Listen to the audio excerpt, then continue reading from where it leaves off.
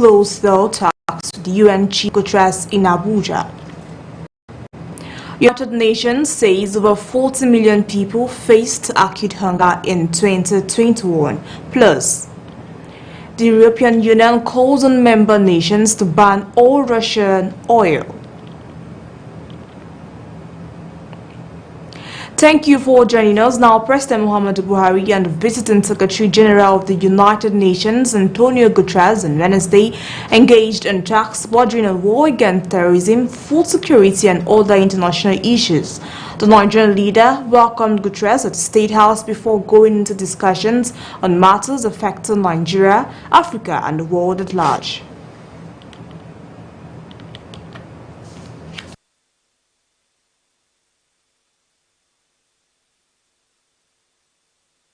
The Secretary General on his maiden visit to Nigeria. The importance of this visit cannot be lost on anyone in this country, indeed on the entire African continent. Coming at a time when the entire global attention is focused on the unfortunate situation in Ukraine, we in this region are feeling already that the world is forgetting about us. There can be no better assurance that the world is with us as we confront extremist terrorist organizations, hunger, and the enormous problems of dealing with millions of displaced people than this important visit. This visit is not therefore just a visit, but a meeting of minds and aspirations on what must be done to assist our country and the troubled sub-region. Thank you very much, and you are welcome. And I'm profoundly grateful to the government of Nigeria and to all those who helped make this visit possible at the end of the period linked to the Eid, and for allowing me to share in this special time. This is a visit of solidarity with all Nigerians, but particularly with the victims of terrorism that I yesterday met in Borno. I'd also hope that it will be part of my annual solidarity visit for Ramadan, in which I will join the fast. Now, the United Nations Secretary General Antonio Guterres has commended the Borno state government for handling the humanitarian support of the people during the conflict of insurgency. The UN Secretary General in official visit to Maiduguri visited Gabio IDP camp and the repentant Boko Haram at the Hajj camp. Now, Antonio Guterres expressed satisfaction on Governor Zulum for building confidence and trust in people over the long decade of insurgency and promised to support the state with resources to help its resettlement and reintegration programs. Now, the Borno state I've heard about in many circumstances around my life as a High Commissioner for Refugees and then as Secretary General was a Borno state of terrorism, of violence, of displacement, of despair. This is not the Borno that I found today. The Borno I found today is a Borno of hope, is a Borno with future. And I was very impressed to see the policy that is being applied here, recognizing that you don't fight terrorism just by military means, you fight terrorism addressing the root causes of terrorism. My most important call on you is that you join us in this effort and be our champion and advocate for the next region, because this is one of the areas where there is potential to end the devastating human sufferings and waste of human lives and build back communities with livelihood and dignity. Now, President Muhammadu Buhari has met behind closed doors with former Lagos State Governor Bola Tinubu at the Presidential Villa Abuja. Now, Tinubu was at the villa to pay Salah homage to the President. He used the opportunity to congratulate the President on his genuine effort in tackling insecurity, which is a major challenge bedeviling the country.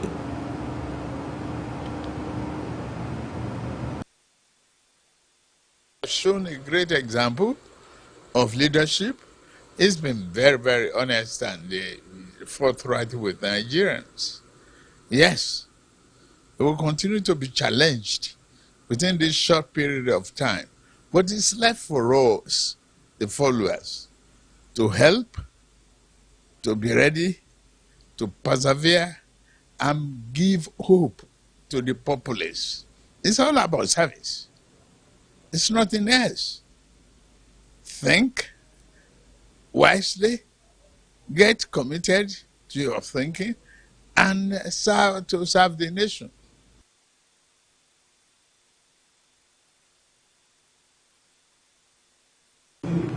The APC presidential aspirant described as welcoming the number of persons coming out to vie for the highest office of the nation.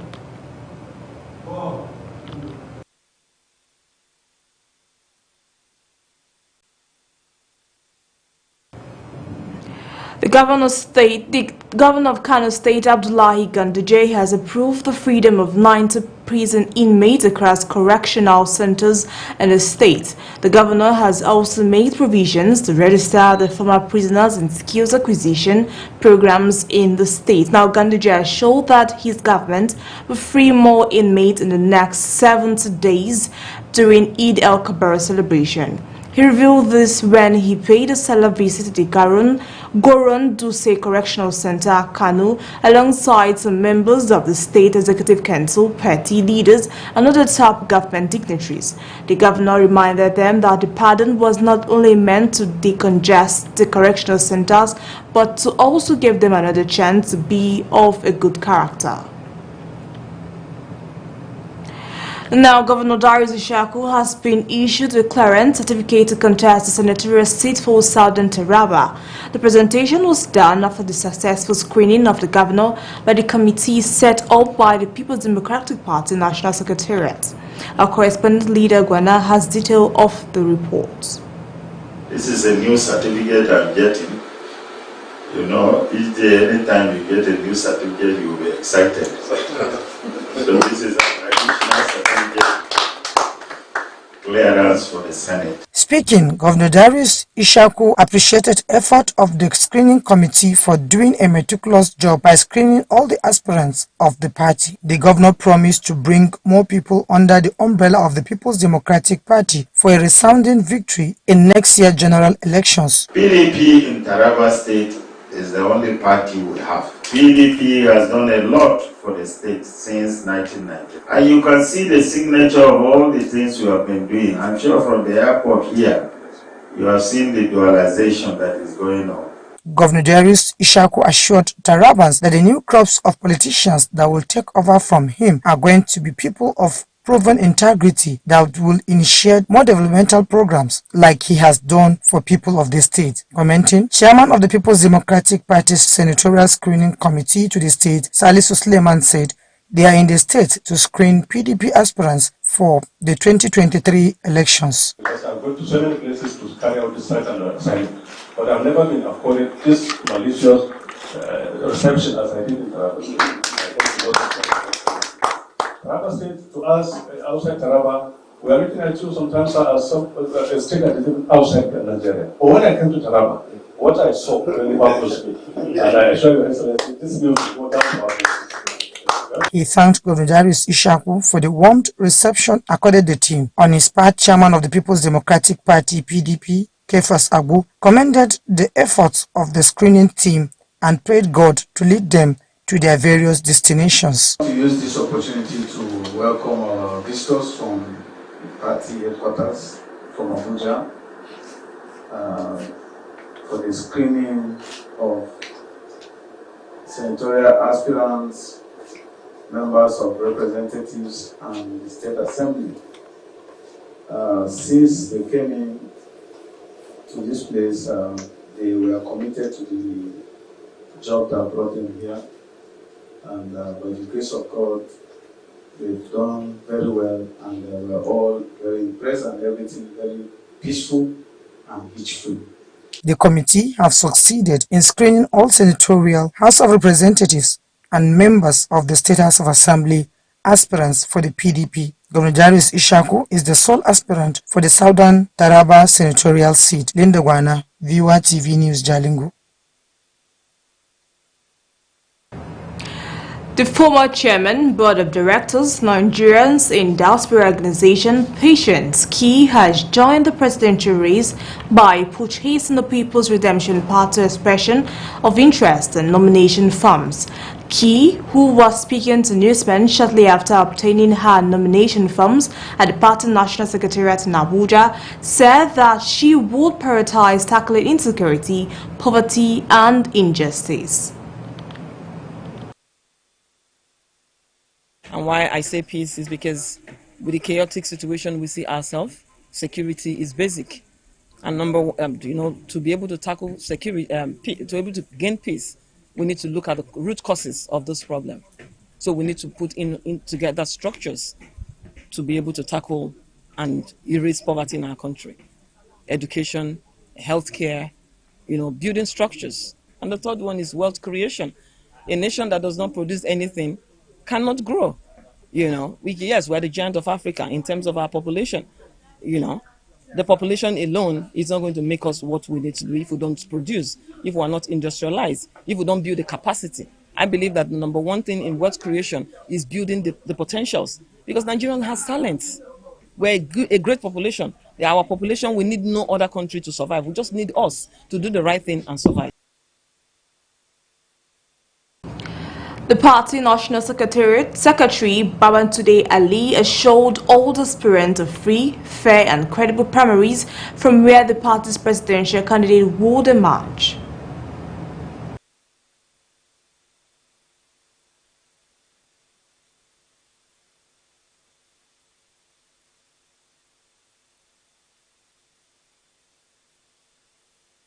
And they give this. Our party, the first principle is we're a great population. Our population, we need no other country to survive. We just need us to do the right thing and survive. And it's going to be by indirect. Delegates are going to vote. And whoever wins, I can guarantee you, PRP does not know how this one wins and they give this. Our party, the first principle is value and equality of human being. It does not matter if she's a woman. If she wins. Still on 2023 elections, mammoth crowd of party supporters, political associates and well-wishers accompanied David Jim Kutha from Southern Taraba to pick All Progressive Congress expression of interest and nomination form in Abuja. In what could be best described as a carnival-like event, the crowd were chanting side Jim Kutha, describing him as a humanitarian and a philanthropist of repute, addressing newsmen shortly after picking his nomination for the 2023 Southern Taraba senatorial seat. David Jim Kutha assured the Southern Taraban people of his readiness to offer himself for service.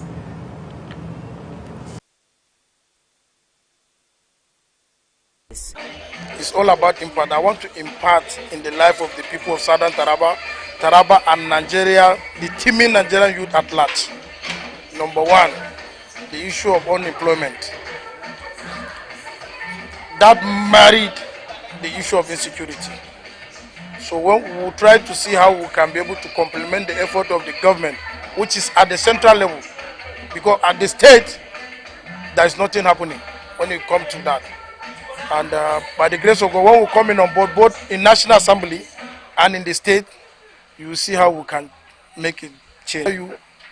We have a lot of potentials in Southern Taraba and Taraba at large, but we need competent people.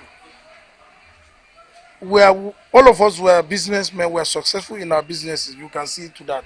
We have never held any political appointment. So with this, we will bring our experience on board and to bring about the change that the people are yearning for. He's a good man and we like him. He's a man of people.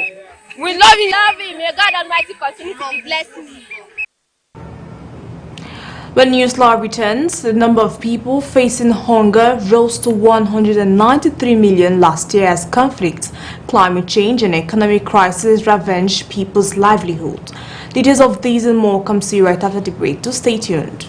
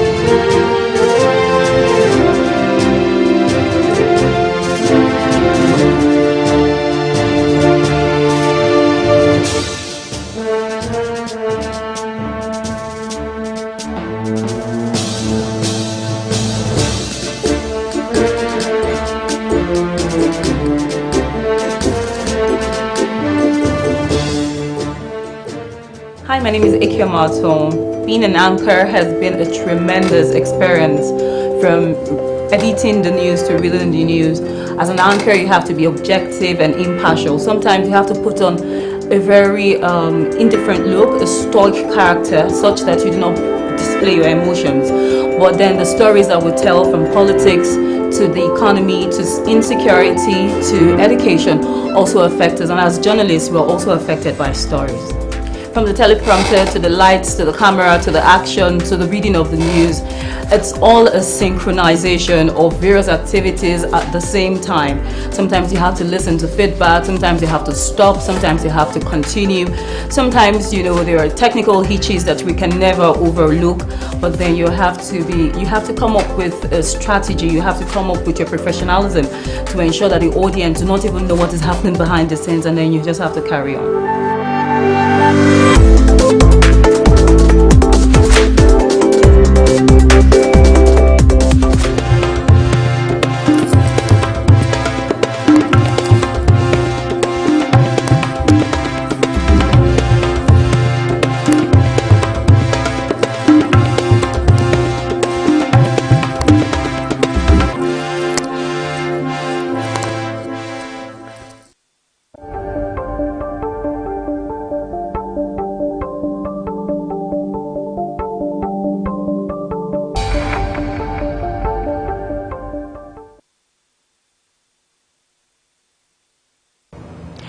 Welcome back. If you're just joining us, this is Newslive and Viewer Television. Now let's take a recap of our top stories.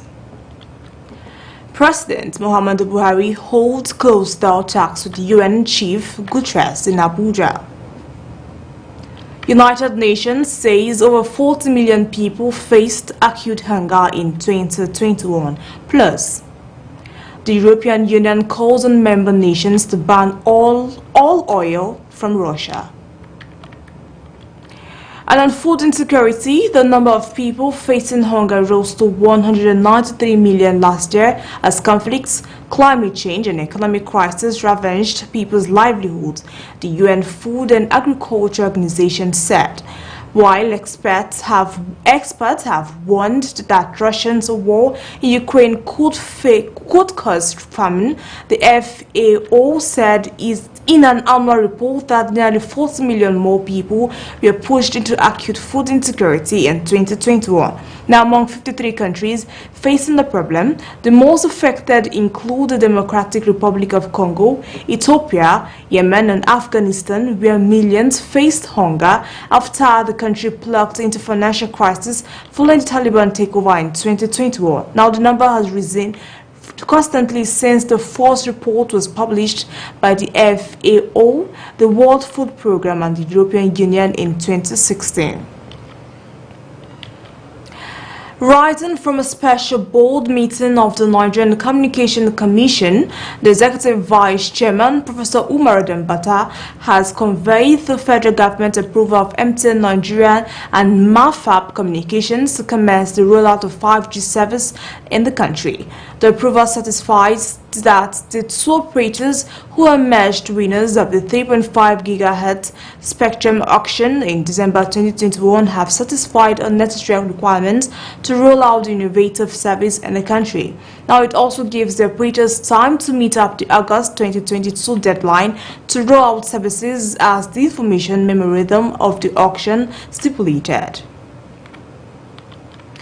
Now, on tackling corruption, the chairman of the Independent Corrupt Practices and Other Related Offences Commission, Professor Bolaji Owanasoye, has declared that corruption remains a huge obstacle to development and ethical values in Nigeria. Now, according to a statement by ICPC spokesperson Azuka Uguagwa, Professor Owansonoye disclosed this as a guest speaker at the annual Making a Different Leadership Seminar of the Harvest Fields International held at the Event Center at Gidigbi Road, Lagos.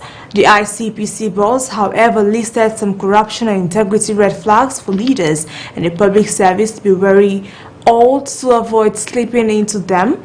They include public procurement, contract splitting, fiscal management skill, abuse of office or power, and disconnect from reality. He identified recovery of assets from corrupt persons as a key measure in the fight against corruption. Moving over to gender-based violence, the Tabitha Kumi Foundation, an NGO, is embarking on a 3-day training for gender champions called Amithasis and Mama Yaras on how to provide psychosocial support to survivors of gender-based violence.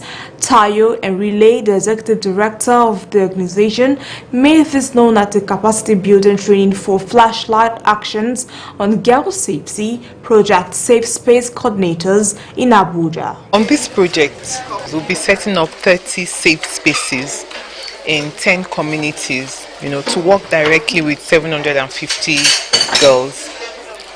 And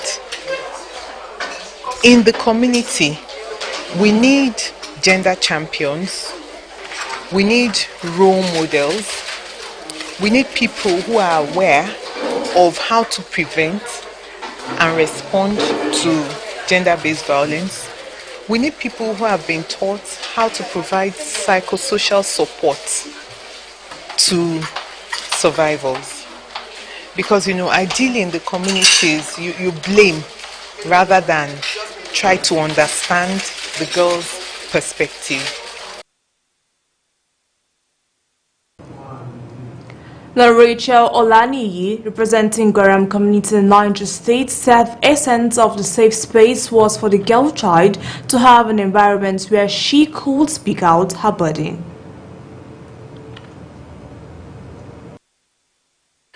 A girl child, she will have a conducive environment where she can speak out her burden, she can express what she had been encountering. She might have so many things in mind, maybe sexual abuse, financial abuse, physical abuse, emotional abuse. All these abuse, she should be able to express it in a safe space.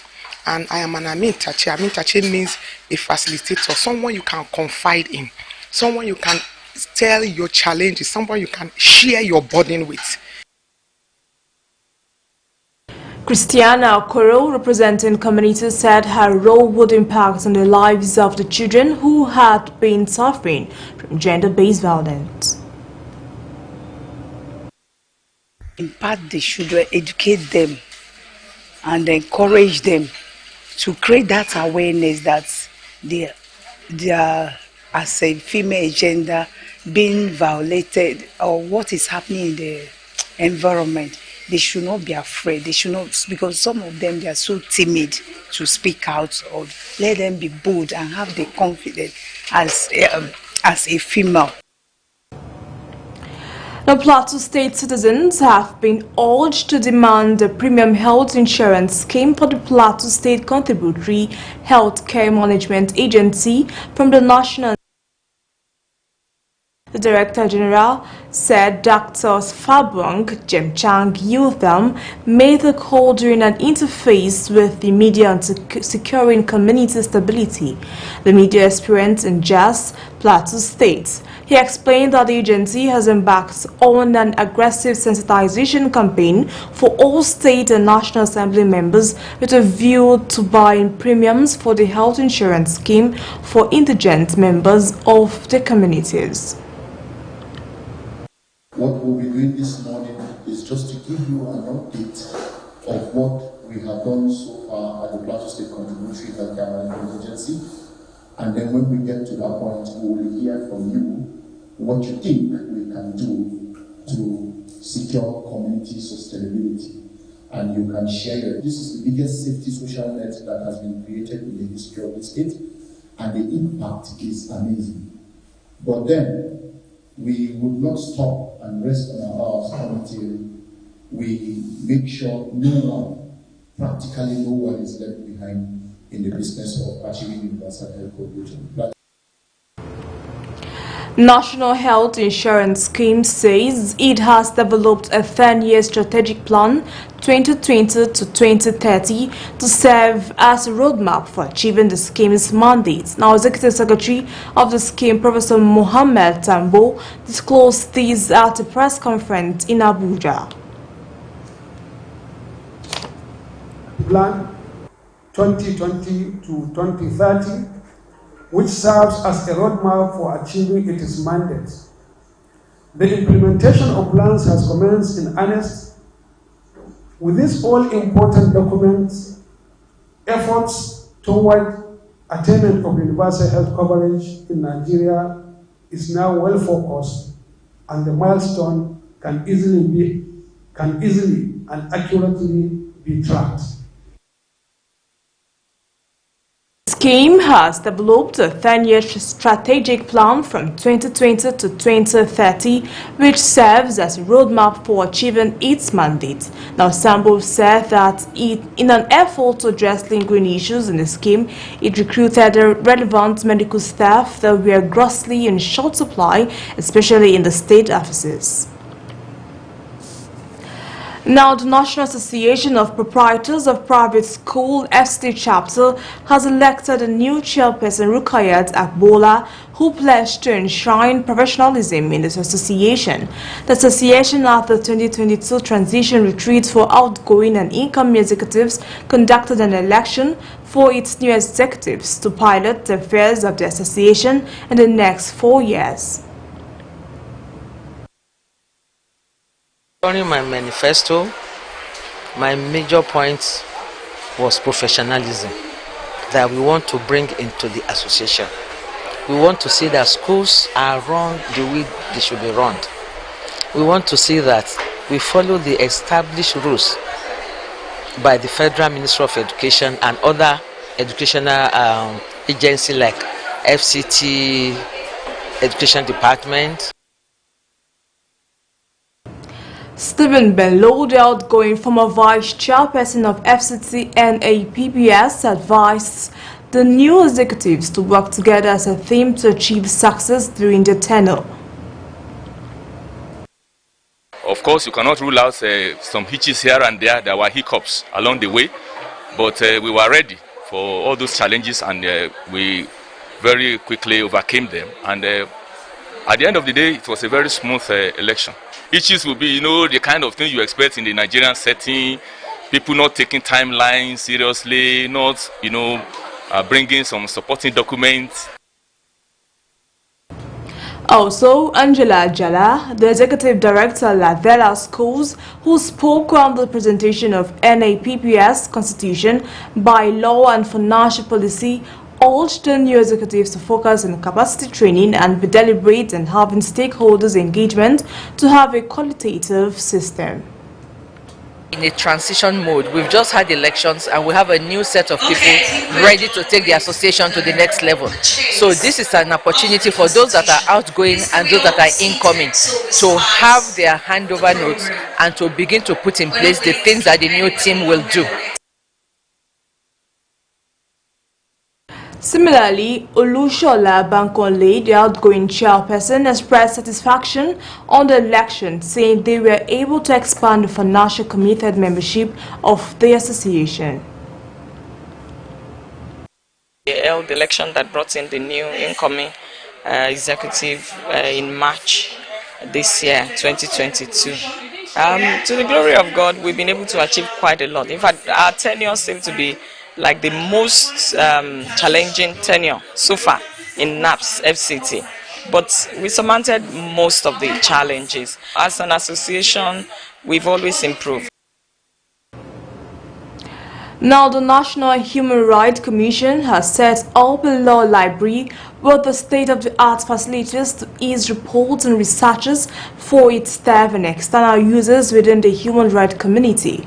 The Executive Secretary of the Commission, Tony Ojukwu, noted at the official presentation of the pavilion to the staff of the NHRC that the idea is to keep abreast with global trend as well as improve the services of legal officers. According to him, the legal officers of the Commission will find the pavilion very useful since they are charged with litigation and civil cases of human rights, defending the Commission against legal action, providing other legal services to the Commission, including drafting agreements, MOUs and other legal documents, observing precedents and amicus on human rights matters, coordinating the Commission's program on pro bono services and reviewing legislatures, bylaws and other administrative provisions by federal, state and local government areas in the country, among others.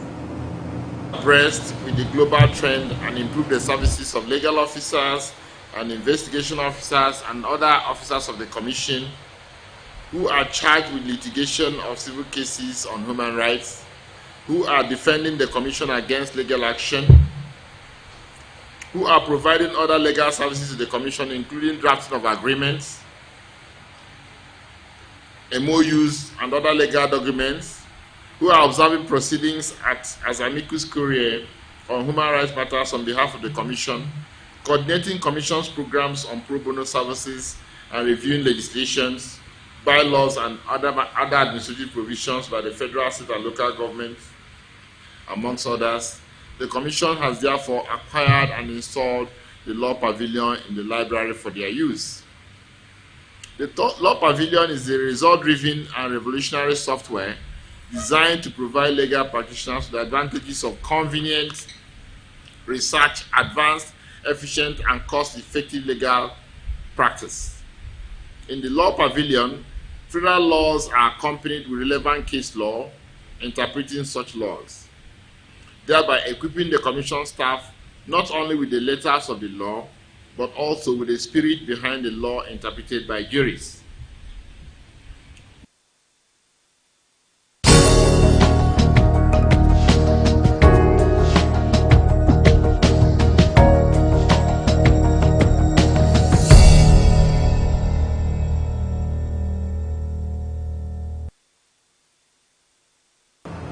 And on Business Today, telecommunication companies are proposing a 40% increase in the cost of calls, SMS and data to the Nigerian Communications Commission as a result of the rising cost of running a business in the nation.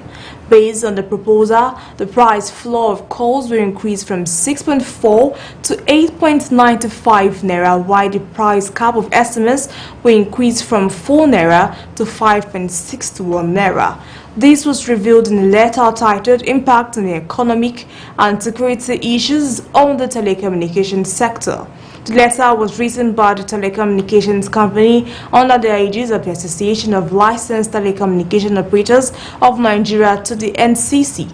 According to them, the telecommunication industry has been financially impacted following the nation's economic recession in 2020 and the effects of the ongoing Ukraine-Russian crisis. And on electricity supply, the debt owed to Nigerian banks by operators in the power sector rose by 12.83% in 1 year to 861.14 billion naira in December 2021 amid the lingering problems plaguing the sector since it was privatized over 8 years ago. Now, according to the Central Bank of Nigeria, Newsmen had reported in July 2020 that the core investors in the distribution companies were looking to restructure the loans advanced to them by banks for the acquisition of the power assets. The federal government officially privatized the 6 successor power generation companies and 11 distribution firms that were unbundled from the defunct power holding company of Nigeria. Now the acquisitions by the core investors were financed mostly by debt, a significant portion of which was provided by local banks. Power generation firms and independent power producers increased their total debt to 522.2 billion naira in December 2021 from 443.37 billion naira in December 2020.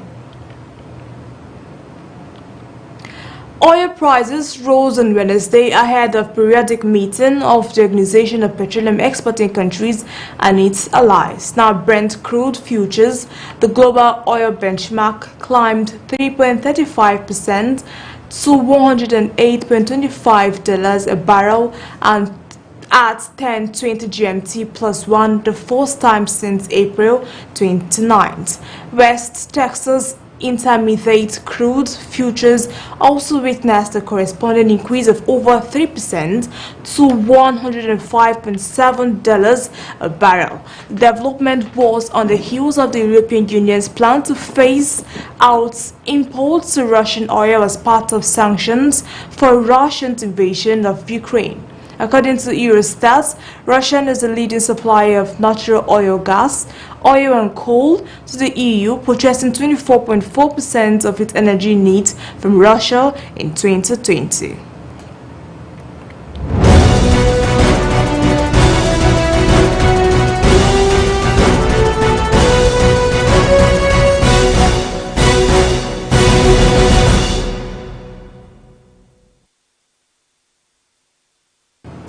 And on news around the world, the European Union's top official on Wednesday called on the 27-nation bloc to ban oil import from Russia and targets the country's biggest bank and major broadcasters in a sixth package of sanctions over the war in Ukraine. Now, European Commission President Ursula addressing the European Parliament in Strasbourg, France, proposed having EU member nations phase out import of crude oil within 6 months and refined products by the end of the year.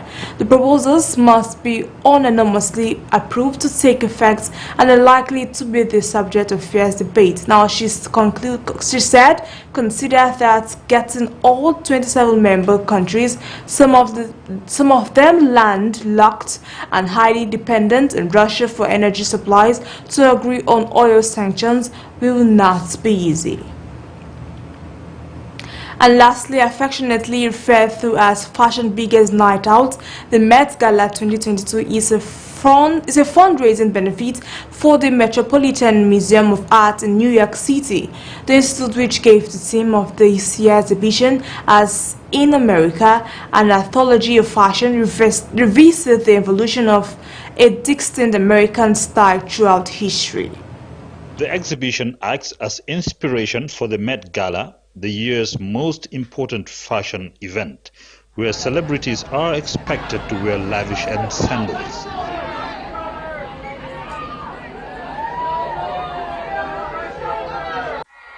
The star-studded event offers various interpretations of various moments in American fashion by dignitaries. The history of American design is rich and deep. It is a story of innovation and ingenuity, of rebellion and renewal. It has often been written by those in the shadows, not recognized for their influence and art. On the sidelines of the event, world's richest man and Tesla CEO, Elon Musk, who is on the verge of taking over global messaging platform Twitter, says he wants Twitter to be as broadly inclusive as possible as he arrives on the Met Gala red carpet in New York. But you know, I think just generally that I'm looking for something that's like I said, as broadly inclusive as possible, that's as trusted as possible as a system, and I hope we are successful in that regard. Hundreds of A-listers dressed to the theme of gilded glamour gathered in New York for the annual extravaganza known as the Party of the Year.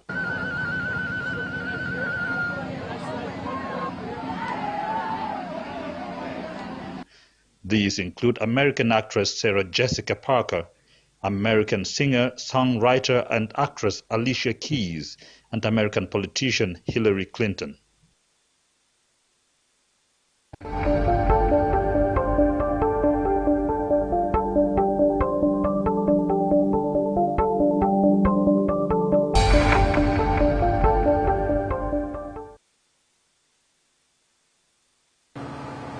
And that's all the Newslive. But before we go, a recap of the headlines. President Muhammadu Buhari holds closed-door talks with UN Chief Guterres in Abuja. United Nations says over 40 million people faced acute hunger in 2021. Plus, the European Union calls on member nations to ban all Russian oil. Many thanks for watching. I am Joy Malik. Please stay tuned and enjoy the rest of our programs. Good night.